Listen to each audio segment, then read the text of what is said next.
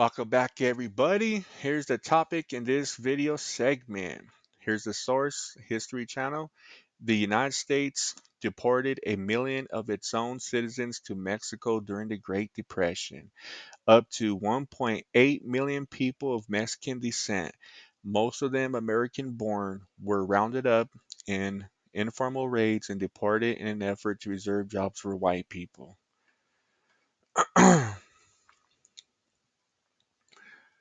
I'm going to read this paragraph. In the 1930s, the Los Angeles Welfare Department decided to start deporting hospital patients of Mexican descent.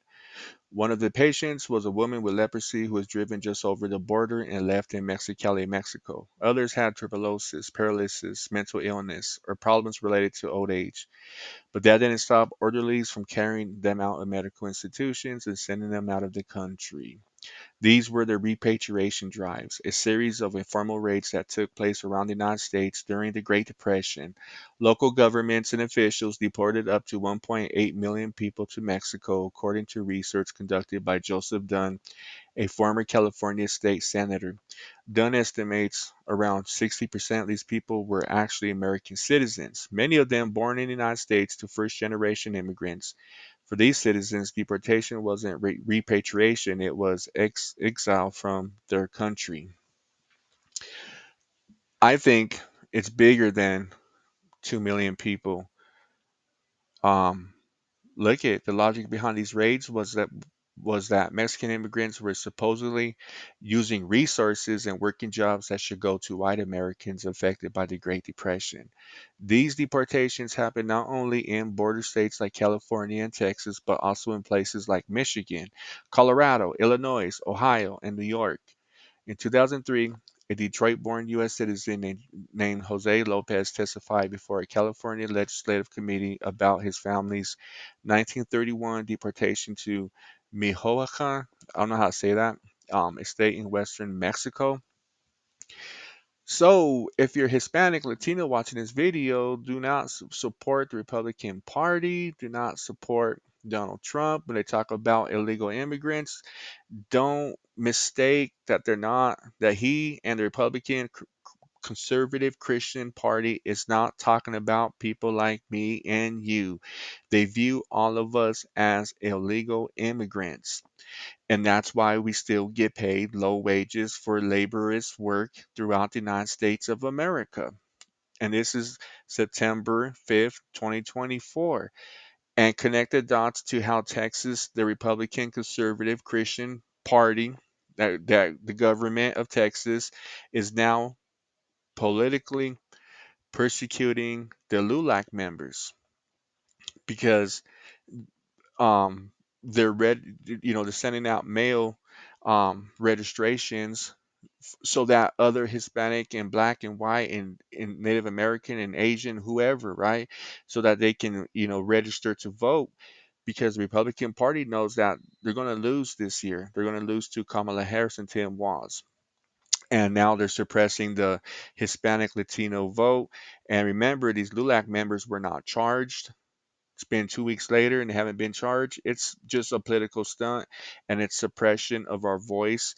But now LULAC had broke their history. They've been around since 1929 by endorsing their first president candidate, Kamala Harris and Tim Walz. That's how serious this 2024 presidential election is. So if you vote for Donald Trump and the Republican conservative Christian Party, you're voting for these people of American history back in the 1930s, throughout the 1950s, and currently up to today to and don't mistake, you might think that it's impossible. They will try to deport all of us if they win this presidential election. Look up Herbert Hoover. He's the first administration that began these racially coded this racially motivated deportation of American citizens. Their slogan back then was American jobs for real Americans, and that's what they're pushing today across the United States of America. So it's always good to educate yourself, become an independent researcher, be unbiased, research the information on both sides or all parties involved, and and derive based on the facts and evidence presented to arrive at a logical conclusion, meaning you can make the best decision for yourself and other people based on the information and education you invest into your own mind. So that's really what's going on. So remember, these people don't want to tell you the truth. I learned this stuff in college back in 1997. I never got a college degree, only did one semester in college. I had to go out there and work, you know. But this is the truth about American history towards Hispanic, Latino American citizens. And if you feel that we're being politically and socially blocked, boxed out from American society, it's true. And the reason is because we having united and formed into a political powerhouse here in the United States of America.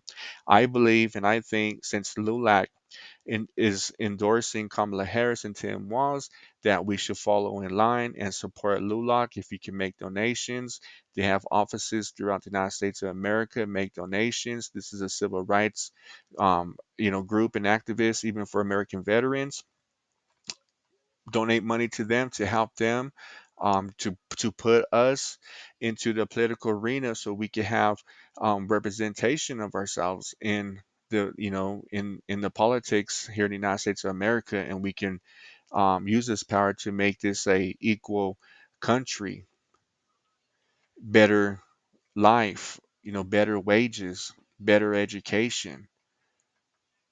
Don't be dummied down by these rich people from the conservative Republican Christian Party. That's the issue, is the Christian religion. But keep in mind, I study and read the Bible in Hebrew, Aramaic, Greek, and Latin, and I'm wanting to, and I'm, actively teaching other people how to read the Bible in these languages so they can find out the truth about, God of the Bible, and they can make their best decision what they're going to do with it, because at the end of the day, it's about finding out the truth about Hashem. I'm out of here, you guys. You guys have a good night. Wait for my next content. Subscribe and like this video and share it and drop a comment. Tell me what are your thoughts. I'm out of here. Peace.